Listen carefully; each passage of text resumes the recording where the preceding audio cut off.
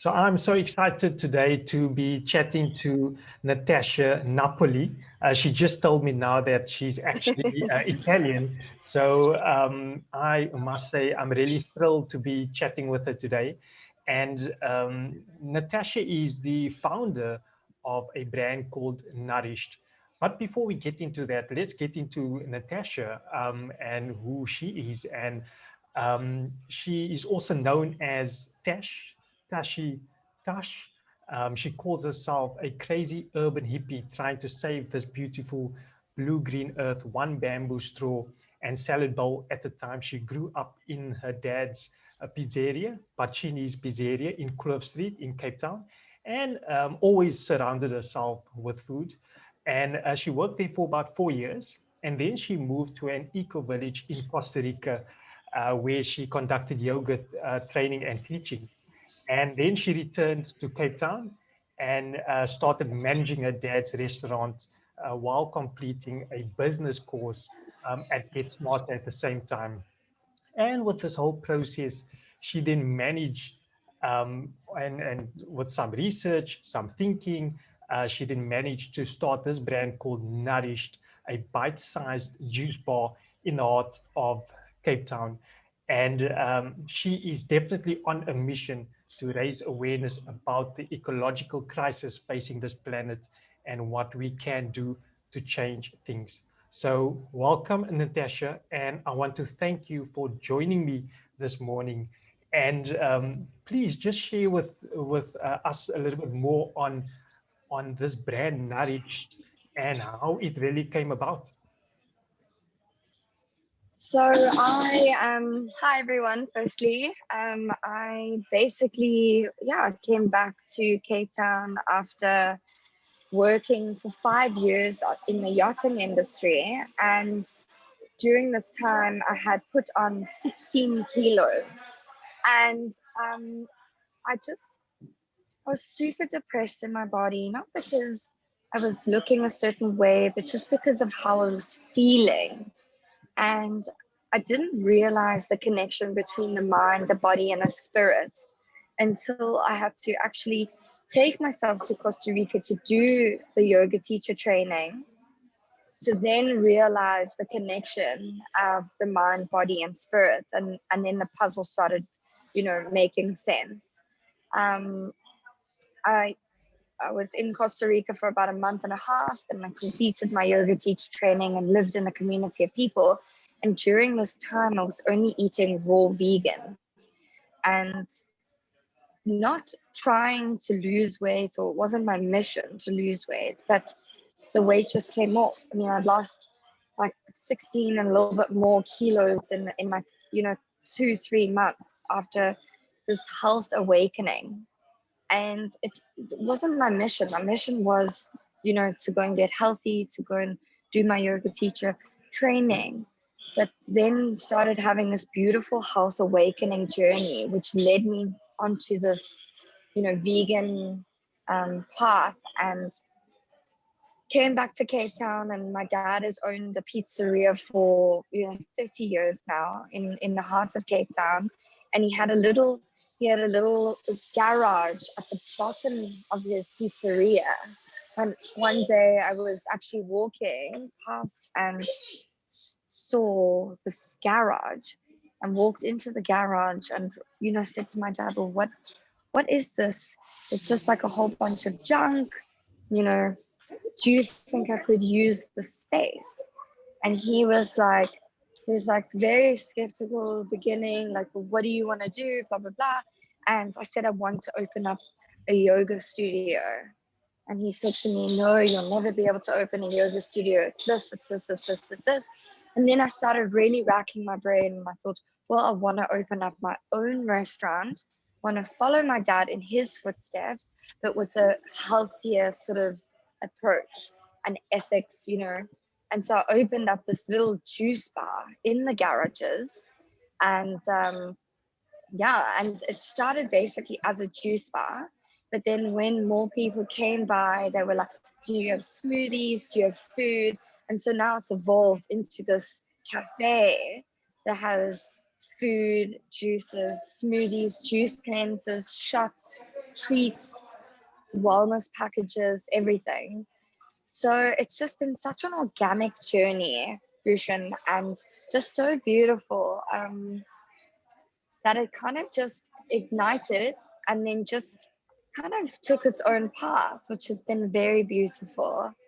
So that, yeah. And now 4 years later, I have two cafes, one in OBS, which is like my production facility, and then one in Kloof Street. And then we've got an online store as well that has the juice cleanses and the wellness experiences.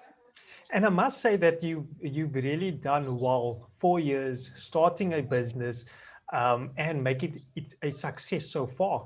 And I just want to I know. ask you, last year, I don't think in the beginning of the year, if we had to ask you, would you have anticipated COVID and what is going to happen? Yeah. You would have probably said, no, what is this, what's happening, etc. So 4 years. You've walked the journey of a business, starting it, making it successful, growing it nicely, and now COVID comes. So Yeah. what was your thinking, your thought process, and how did you guys transition and pivot during this time? So we sure we basically, like every other business in Cape Town, we heard the news, we heard we were going to go into a crazy lockdown, and we were only going to be able to offer deliveries at a certain stage after the lockdown.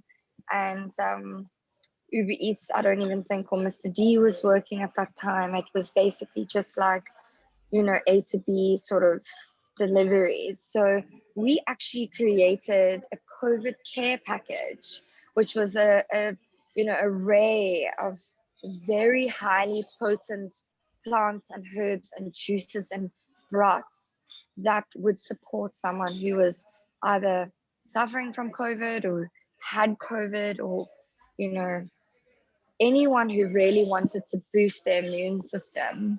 And I collaborated with all of my very beautiful, witchy, herbalistic friends, and, just said, give me the most potent plant for respiratory disease, and, give me your most potent concoction for immune boosting, and came together with the COVID care box that was designed to supplement your whatever you were taking already, but just to enhance the immune system and to help the respiratory tract get back to its normal functioning.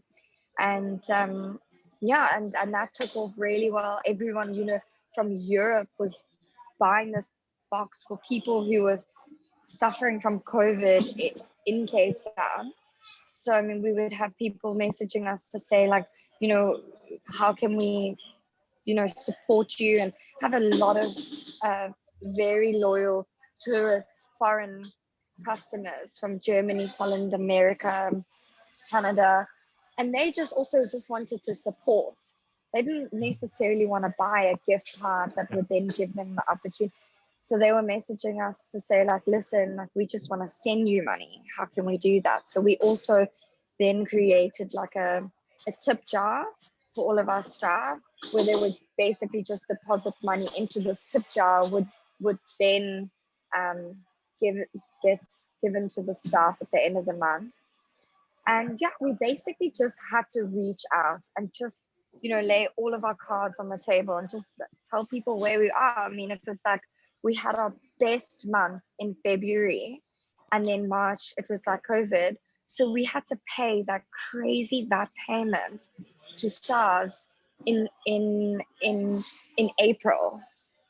So it was like the biggest SARS payment to April, but we had absolutely no one coming into our doors for the month of March. So we were like, oh my goodness, what are we going to do? So we had to really just, tell our audience, like, listen, guys, we're not going to make it without you.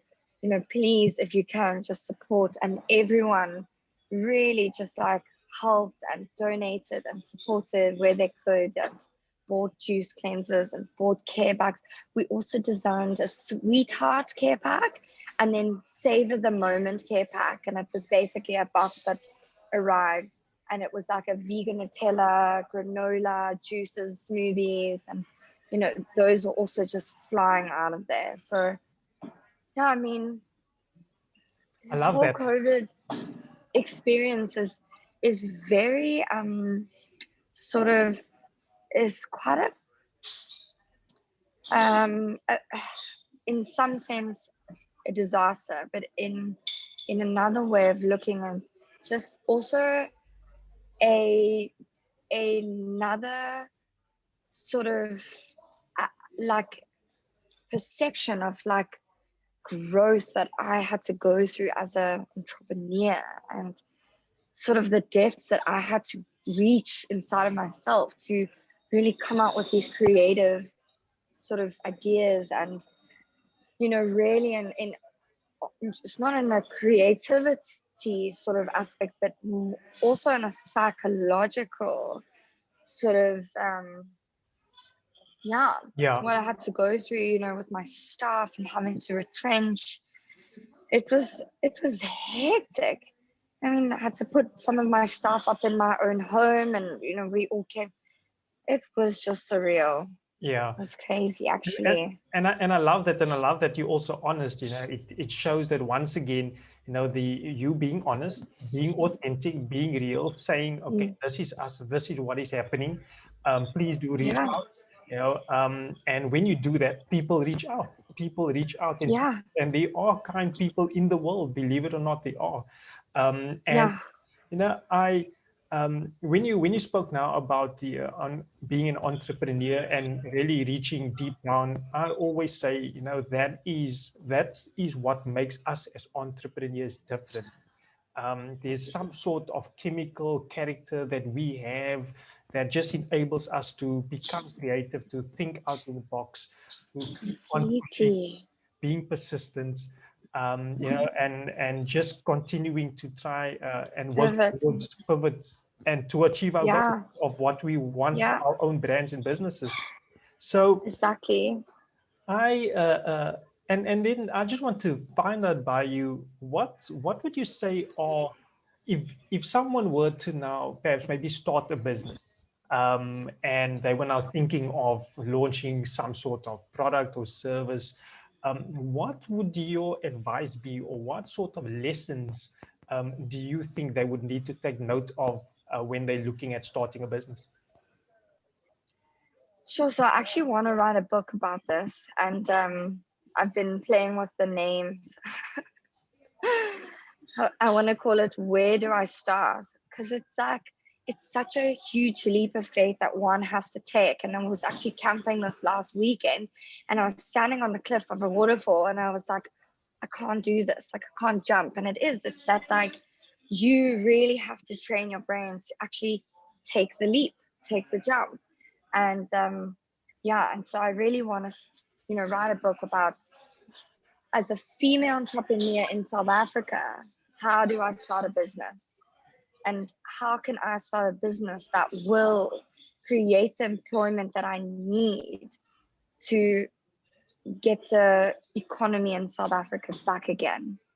um so yeah, I mean, sure, there's so many things that we can do. I think for me, I did the how to start and manage a small business in South Africa, the online course with Get Smarter. But the real learnings and the real growth actually came when I was doing it.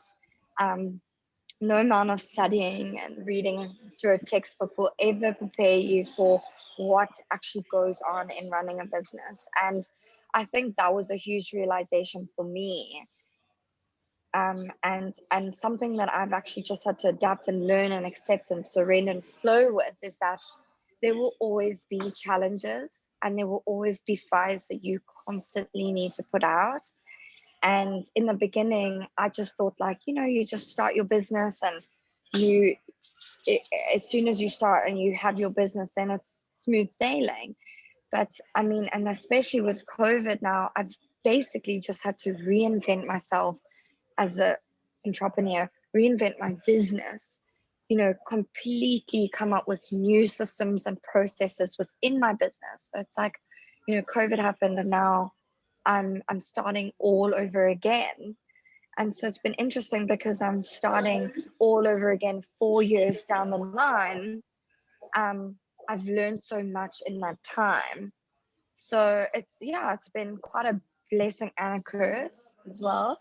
But I think fundamentally, as an entrepreneur, like the main sort of advice that I can give is like not letting fear hold you back and just taking that leap off the cliff and taking the first step, because you know you will fail in many avenues of your business, but it's in those failures where the true growth action and transformation happens. I've had some serious failures and some huge lessons, and with through my journey as an entrepreneur, if I didn't have those, I wouldn't be where I am today. And you've got to thank them and learn from them and use those as like steps to really reach your greatest potential. Yeah.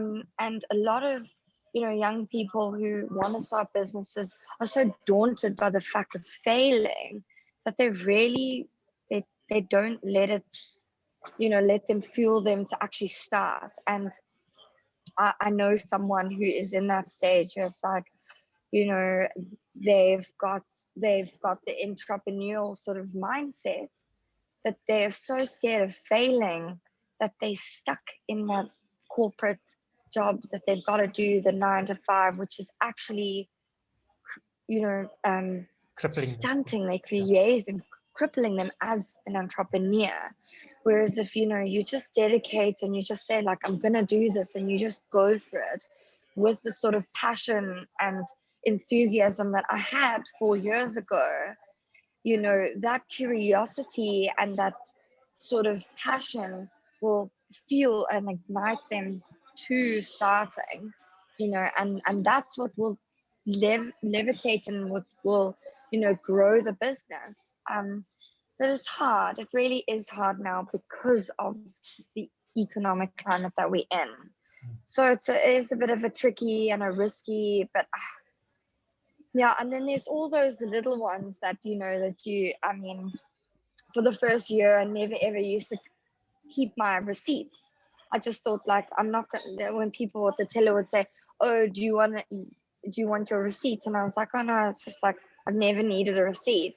And for the first year, when my bookkeeper said, "Okay, well, where are all your receipts? I want to do your tax return," I was like, "Oh no, I threw them all away." And he was like, "You haven't put anything through the business?" I was like, "No, I was ringing everything up on my personal, just not." So it's all those little things as one that never. And he was like, "No, you've got to keep all your receipts." And I never knew that. So it's all these little Yeah. things that you learn along the way. Yeah, thank you. I love that. And I mean, it's small things, but it makes a huge difference when you're trying to grow your business and Huge. brand. So quickly, in 2 sentences, Yes. what can we look forward to next? Is there something on the horizon for Nourished? Is there something that you're busy with, that you're looking for to launch this year or later on this year, or perhaps maybe next year? Is there something what's on the cards? So I'm in a very transitional period of my career at the moment, and I'm working with some incredible business coaches at the moment. And I think this is just me and my personality. I've got so many ideas. I just need to solidify and just to iron out. Um, there's And I you really don't have want you don't have to to. share all that. Yeah, You no, don't no, no, no, no, no. have. I've got so many. I mean, I want to. There's so many. I want to go more and deeper into like deep cellular health using plant medicine. So I've just come out with a line of 10 adaptogenic tinctures, which really supports, and they specifically for females, where it supports the female sort of um, systems and bodily systems on a deeper level. And it's not just meditation or going for a run. It's actually using plant medicine to really support the female on a deeper level. So I come up with that beautiful range of tinctures, and you can find all of those on our website. We've got our juice cleansers, our 1 and 3 and 5 day juice cleansers, which I'm in the process of just really streamlining. And then, yeah, just really creating wellness and offering South Africans wellness and plant-based, wholesome food to nourish themselves during this time, because it really is about what you eat and your mindset. So yeah, I'm just going to keep on following my passion, which is creating, nourishment for South Africa, and not letting that also affect the planet in doing so. So all about environmental awareness and education for South Africa as well. Awesome. I love that. Thank you so much, Natasha. I really loved the session with you. And I'm looking forward to watching your brand, seeing how you continuously grow during this year. And I wish you all the best. And I wish you well for the year going forward. Thank you so much, Rucien, and thank you so much for having me.